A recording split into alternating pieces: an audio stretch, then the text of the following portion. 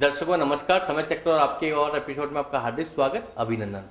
हम पिछले कुछ दिनों से चर्चा कर रहे हैं सूर्य के बारे में। सूर्य ग्रह किस तरह से एक कुंडली को प्रभावित करता है, सूर्य ग्रह किस तरह से एक जातक के जीवन पर अपना प्रभाव डालता है। कल हम थे 7th हाउस पर, 7वां घर जो होता है परिवार, पार्टनरशिप, एक वैवाहिक जीवन का मूल आधार। अगर उस घर के अंदर सूर्य अपनी पोजीशन बनाता है तो अब देखिए कुंडली में लग्न पर वापस सूर्य की दृष्टि हो जाएगी, और लग्न में अगर सूर्य है तो उसकी 7वें घर पर दृष्टि हो जाती है। उस पारिवारिक जीवन में कलह निश्चित है। कभी पत्नी क्रोधी हो जाएगी, कभी पति क्रोधी हो जाएगा। जिस बात पे पति एग्री हो जाएगा पत्नी मना कर देगी, और जिस बात पे पत्नी एग्री हो जाएगी पति मना कर देगा। इस तरह के जो मन मुटाव की स्थितियां पैदा होती है, मगर उनके बीच में तलाक की स्थिति या इस तरह की कोई भी स्थिति पैदा नहीं होती है कि वो अलग हो जाए या डाइवर्ट हो जाए। मतभेद, वैचारिक मतभेद या आपसी मतभेद जो सामान्य जीवन में चलता ही रहता है, उसमें थोड़ी सी उग्रता के साथ जो प्रभाव दिखाएगा या दिखेगा आपको, वो दिखाएगा सूर्य। अगर सूर्य उस कुंडली के अंदर है, अगर किसी पाप ग्रह की साथ में दृष्टि हो गई है, तो जो भी डाइवर्सिकल केसेस होते हैं, जो भी दहेज की स्थितियां बनती है, दहेज की वजह से लोग जेल जाते हैं, समय की धारा के अंदर सूर्य की दृष्टि के प्रभाव आप लोग देखते हैं।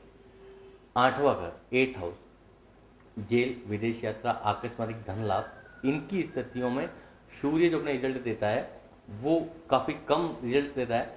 किसी को अगर आकस्मिक धन का लाभ हो जाता है, कोई गड़ा हुआ धन मिलना, इस तरह की अतिशयोक्ति अपन लोग जीवन की धारा में आजकल सुनते रहते हैं। भारत की आज़ादी के बाद 70, 75, 80 तक गड़े हुए धन की मिलने की संभावना ज़्यादा रहती थी या मिलता ज़्यादा। उसके साथ जैसे जैसे मल्टीप्लेक्सेस बनने लगे, सारे देश में अलग अलग स्थानों पर घर बन चुके हैं, अब गड़े हुए धन की उपलब्धता या प्राप्ति का स्तर कम हो गया है या परसेंटेज कम हो चुका है।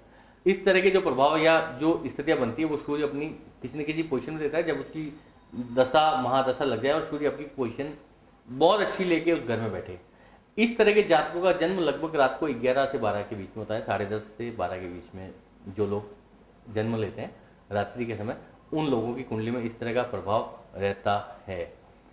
आगे हम लोग दर्शकों बात कर रहे हैं उसी में 9th हाउस की, नमा घर।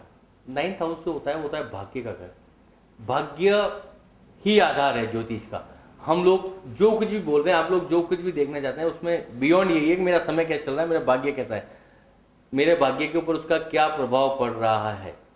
अब भाग्य के घर में अगर सूर्य बैठा है, आप इस बात को मेजर मान लें, परम मान लें, वो अपने जीवन में सदैव अपने तेजस्व, अपने क्रोध, अपनी सेल्फ कार्य क्षमता, अपने अहंकार को जीवित रख करके अपने भाग्य का सहारा लेगा। अगर उसके भाग्य में कहीं पर भी कमी आएगी, कहीं पर भी क्षीणता आएगी, वो आदमी वहां पे अड़ जाएगा।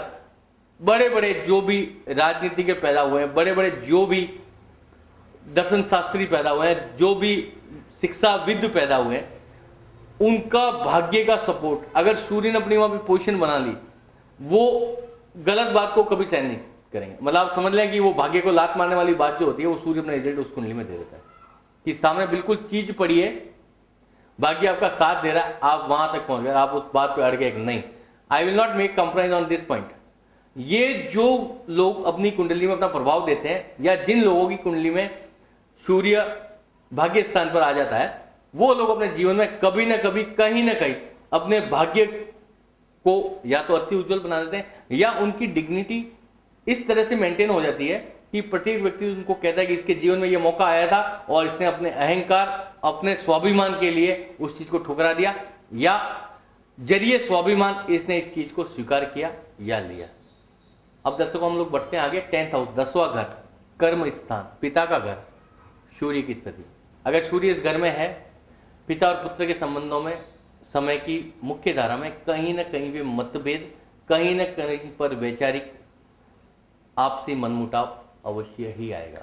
सूर्य जब जब अपनी पोजीशन देगा, या तो पिता को उसकी दशा लगे, महादशा लगे, या पुत्रों को लगे, सूर्य मार्गियों के उस पे पोजीशन बनाए, गोचर में सूर्य घूम के अपनी स्थिति अगर बनाता है, उस घर के अंदर सूर्य अपने रिजल्ट देगा ही देगा। वो अपने व्यक्ति कर्म स्थान पर, जहां पे वो जॉब करता है, चाहे वो बिजनेस करता है, चाहे वो जो कुछ भी कर रहा है, उस पर वो किसी भी दूसरे की बात को स्वीकार नहीं करेगा। जहां पे उसको लगेगा कि नहीं, यहां पे मैं ठीक हूं, चाहे सामने कोई भी हो, he will refuse the product. वो उस आदमी की बात को स्वीकार नहीं करेगा, उसका अहंकार, उसका तेज, उसका क्रोध उसमें आड़े आएगा ही आएगा, या ये कहें कि उसको वहां पर सपोर्ट करेगा ही करेगा। सूर्य अपना रिजल्ट देगा ही देगा। सपोज कीजिए गुरु के साथ सूर्य की पोजीशन बन जाती है 10th हाउस के अंदर, अब वो व्यक्ति अपने जीवन में कर्म क्षेत्र के अंदर कोई भी व्यक्ति उससे मिलेगा वो यही कहेगा कि यार ये आदमी समझता नहीं किसी बात को। अब क्यों नहीं समझता है बात? गुरु गुरु जिस घर में बैठ गया उस घर की पोजीशन खराब करेगा ही करेगा। मैं पिछले कुछ एपिसोड में आपको गुरु के बारे में समझा चुका हूँ, गुरु किस तरह से प्रभाव होता है। उसके साथ सूर्य की स्थिति बन गई। अब वो आदमी काफी इंटेलिजेंट हो सकता है, कर्म में परफेक्ट हो सकता है। पहला ग्रह हो गया वहां पे गुरु, जो उसको सात्विकता प्रदान करता है, काम करने की क्षमता को कम करवा देता है। वो आदमी अति कर्मशील नहीं होगा, इजी को। और सूर्य साथ आ गया, अब वो काम भी नहीं करेगा, उसके साथ उसको क्रोध हो जाएगा। कोई दूसरा काम कर रहा होगा तो he will interfere in that particular work, कि नहीं नहीं ये काम तू ऐसे मत कर, मैं तेरे को समझा रहा हूं जैसे कर। अब उसको कोई मतलब नहीं उस काम से, उसको खुद को करना नहीं है और दूसरे को वो करने नहीं देगा। सूर्य और गुरु की स्थिति बन गई। दूसरे ग्रहों की स्थिति हम नहीं लेते। सूर्य 10th हाउस के अंदर अपने रिजल्ट सदैव इसी तरह से देगा। 11th हाउस लाभ, लाभ स्थान पे सूर्य की जो स्थिति बनती है वो बनती है, जो भी उसको अपने जीवन में प्रॉफिट्स होंगे, जो भी उसको अपने जीवन में बड़े गेन्स मिलेंगे, बड़े अप्स मिलेंगे, वो देगा आपको सूर्य। हाई रेंज के प्रोफाइल्स एकदम से उस आदमी की जिंदगी में जंप दे देगा। सपोज कीजिए उस आदमी को कोई मतलब नहीं, अब बड़े राजनीति के देखेंगे, एकदम से आप देखेंगे पिछले 3 साल में इस आदमी ने बहुत अच्छा ग्रो किया, सूर्य की उसको कहीं ना कहीं दशा लगी, लाभ स्थान पे उसकी स्थिति बन गई। इस तरह के जातकों का जो जन्म होता है वो लगभग सवेरे के 10 और 9 के बीच में आप टाइम ले लें, 9 से 10:30 11 के बीच में जो जातक जन्म लेते हैं, जो भी व्यक्ति जन्म लेता है इन मॉर्निंग, उनकी सूर्य की पोजीशन इस घर में बैठती है। वो अपने result up with in the days, जो सूर्य रिजल्ट देगा वो इस घर में दे देगा। आखिरी घर है वो है 12th हाउस, खर्च स्थान।